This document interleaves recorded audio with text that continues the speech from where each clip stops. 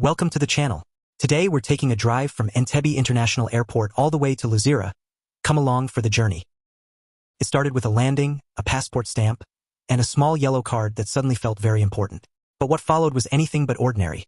A journey from Entebbe to Luzira that unfolded through rain, traffic, roadside life, and even a presidential standstill. Here we go. Please come with me. The moment the plane touched down at Entebbe International Airport, I felt it. That subtle shift that tells you you're somewhere new.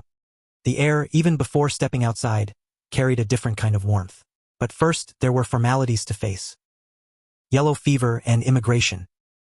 The queue moved slowly, almost deliberately, as if inviting you to ease into the rhythm of the country. Travelers stood quietly, passports in hand, exchanging occasional glances of shared anticipation. When it was finally my turn, the process was calm but thorough. Questions asked, documents checked, stamps pressed firmly onto paper.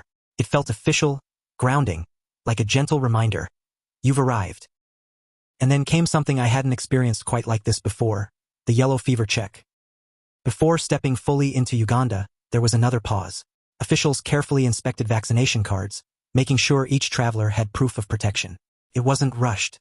It wasn't chaotic. It was precise, almost ritual-like. My yellow fever card suddenly felt as important as my passport. Only after that quiet approval could I truly move forward.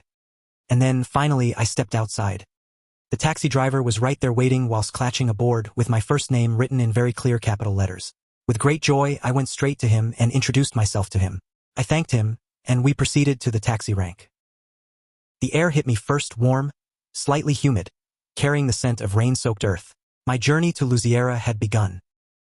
Yes, the moment I stepped out of Entebbe International Airport, the air felt different, warm, heavy with the promise of rain, and alive with a quiet hum of movement.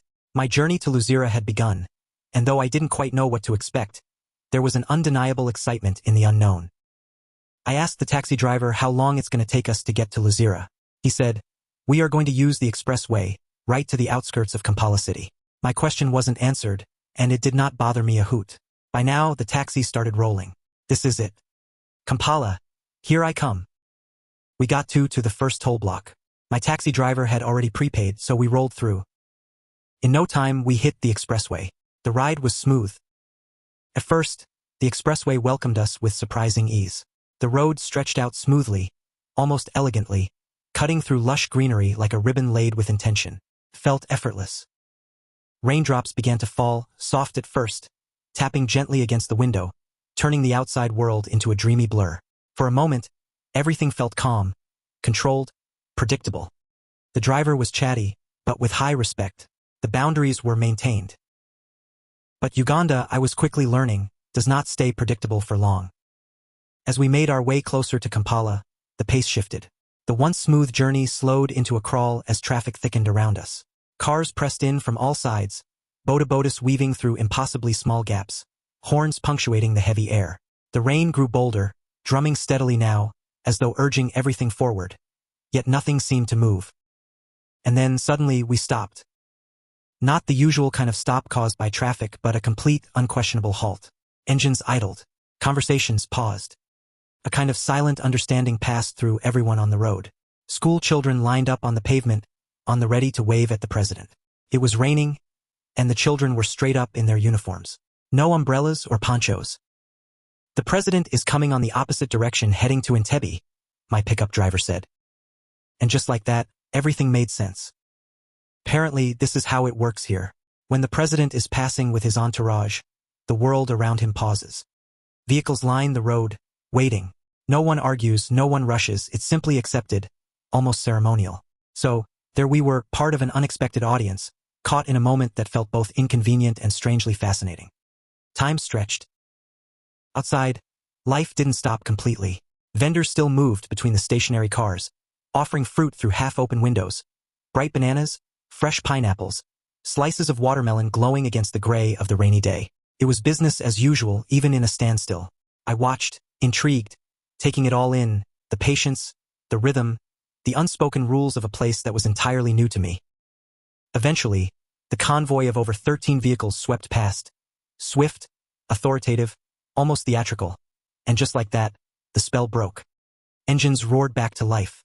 The road breathed again. But the journey wasn't done with its surprises. The closer we got to Kampala, the more the road demanded our attention. Potholes appeared like sudden traps, deep, unavoidable, out of this world, doesn't even begin to describe them. The car dipped and rose, swerved and slowed, each jolt a reminder that this was no ordinary drive. It was tiring, yes, but also exhilarating in its own unpredictable way. By the time we reached Luzira, I realized this had been more than just a trip from one place to another. It was a story.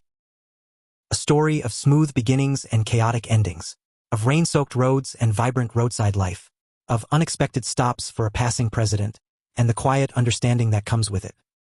Long and absolutely tiring to say the least, but undeniably exciting and completely unforgettable. By the time we finally reached Luzira, I sat back for a moment and let it all sink in. What was meant to be a simple journey had turned into something far more memorable, layers of experiences stitched together in just a few hours. From the calm of the expressway to the standstill for a presidential convoy, from the rhythm of roadside vendors in the rain to the bone-rattling potholes that demanded every bit of attention, every moment felt alive. It was messy, unpredictable, and at times exhausting, but that's what made it beautiful. Because sometimes, it's not the destination that stays with you, it's everything that happens along the way. I stayed at Royal Palm Estate. It's nice, it's clean, and quite peaceful. I do not know how it compares with places like Kololo, so just to summarize. Royal Palms Estate is in Butabika, Kampala. It is a modern, gated residential development that reflects the city's shift toward planned, lifestyle-focused housing communities. It began in the early 2010 as a joint development involving Property Services and Mukwano Industries, with later expansion and branding under Nationwide Properties Limited. Built in phases, the estate has grown into a sizable community of well-designed homes featuring organized roads, security, landscape surroundings, and shared amenities. Royal Palms represents a broader trend in Kampala's urban growth, moving toward secure, master-planned estates designed for comfort, convenience, and modern city living. If you enjoyed coming along on this journey with me, please make sure you subscribe to the channel for more real, unfiltered travel stories like this. Take care.